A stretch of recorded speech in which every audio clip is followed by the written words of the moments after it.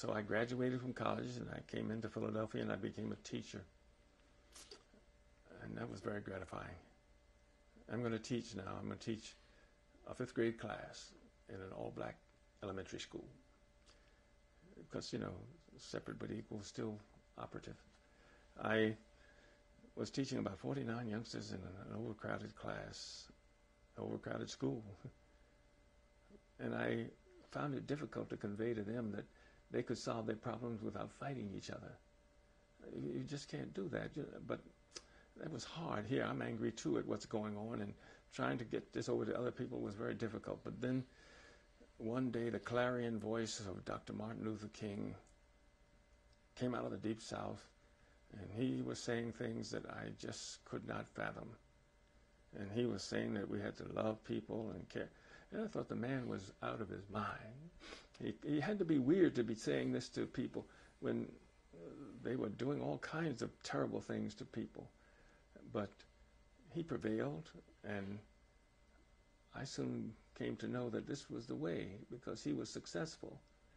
And so I joined in with that kind of thinking. And it was very, very warm feeling. And I went to Washington, D.C. in 1963 and stood there with so many people waiting to hear from him. He came out to the microphones, and what a day that was when he said, "I have a dream." And I knew that was my dream. And I knew that I could do something. And I cried. But I came back to Philadelphia and I worked hard as a teacher. And then they said they were going to integrate the schools in Philadelphia, and I was going to be sent to an all-white school. I had now become principal, you see. I was principal of an elementary school in South Philadelphia. It was a historically all-black elementary school, wonderful place to be, and I was gratified that I had that chance to grow and learn in that area. But then, what was the name of the school? It was called the Walter George Smith School, and I took all of that experience and training and love that the teachers and the parents had given me, and I took it with me up to the Edwin Forrest Elementary School, which was an all-white school in the northeast of Philadelphia, Cottage and Bly. And I remember going up there with reservations. But I understand they had reservations too about my coming. But it was amazing what happens when you get into proximity and you work with it. And we did. And it was a wonderful experience. But one day I had a chance to go to Houston, Texas on a convention for elementary school principals. And I went up to Houston, Texas, and in the evening for recreation, some of the fellows got together and said we'd go see a baseball game at the Astrodome. That's the first one with the roof on it, I believe, the first stadium.